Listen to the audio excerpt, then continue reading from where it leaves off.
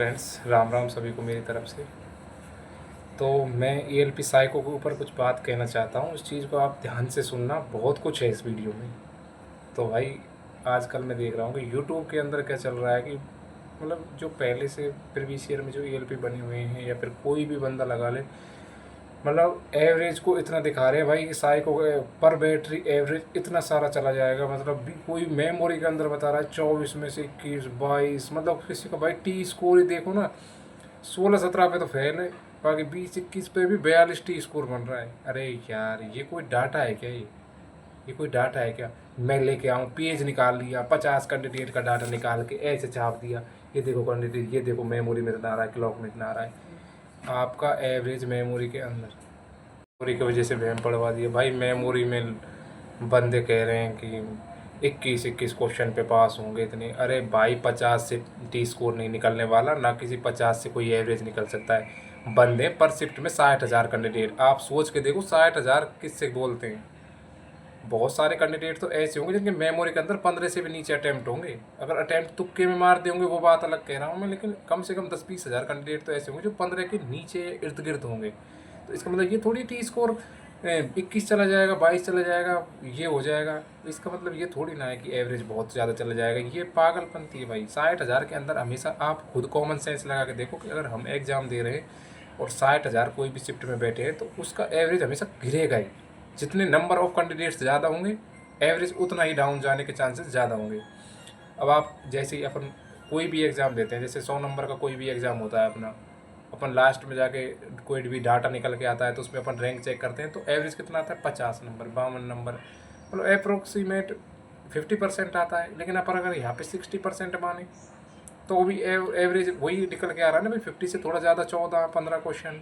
जैसे क्लॉक के अंदर भी अगर अपन 60% निकालें, 70% निकालें तो भी वही 13 से 14 क्वेश्चन। तो मतलब ये यार एक तरीके का फेक है कि भाई इतना ज़्यादा वो नहीं आने वाला कि आप जो सोच रहे हो। 60,000 में एवरेज गिरता है हमेशा, क्योंकि उसमें एक अच्छी कैंडिडेट भी पाए जाते हैं तो एक नॉर्मल कैंडिडेट भी उसमें मौजूद होंगे। ऐसे नहीं कि पेज छाप दिया ये करने से, ये देख लो भाई कि इसमें कितना एवरेज आ रहा है और बता रहे हैं भाई। अरे भाई, अगर तुम बता रहे हो कि जैसे किसी बंदे ने बताया कि भाई क्लॉक के अंदर 17 से नीचे, 16 से नीचे पास नहीं हो रहे, 16 पे टी स्कोर उनका 42 बन रहा है। अरे 16 पे 42 बन रहा है, 18-19 करेंगे तो 50 ही बनेगा टी स्कोर, फिर 60-65 टी स्कोर किसका आएगा? किसी का नहीं आएगा। इसलिए ये पूरा डाटा रॉन्ग है। किसी की बात मत सुनो भाई। ऑथेंटिक तो ये है कि मैं बता रहा हूँ, इस चीज़ को कोई साबित नहीं कर सकता कि टी स्कोर कितना जाने वाला है। टी स्कोर कितना जा सकता है इस चीज़ को कोई नहीं बता सकता, ना आप बता सकते हो ना मैं बता सकता हूँ हमेशा। लेकिन एक चीज़ माइंड में रखना कि भाई जब 60,000 का कैंडिडेट का डाटा निकल के आता है तो वास्तविकता ये होती है कि वहाँ पे अपना जो एवरेज है वो गिरता है। और एवरेज भी इतना गिर जाएगा कि जैसे 24 में से आपको 12-15 क्वेश्चन, 20 में से आपको 12-13 क्वेश्चन। वहीं अगर आपकी बात करें हिडन क्यू के अंदर तो ज़्यादा से ज़्यादा 32-35 क्वेश्चन, 35 क्वेश्चन। उसके बाद में फिगर प्लेसमेंट में 45 के समथिंग, 40 क्वेश्चन। लास्ट 40 क्वेश्चन है, 40 से 45 है, ये बहुत है। उसके बाद में फिगर प्लेसमेंट में 50 से 52 क्वेश्चन, ये 50 बस इतना लास्ट है।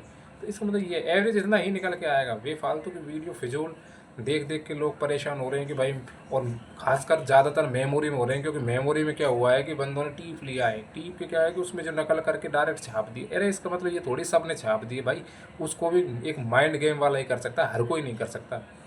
इसलिए उसका भी एवरेज इतना कोई खास नहीं जाने वाला, क्योंकि 60,000 में उसका भी एवरेज गिरेगा।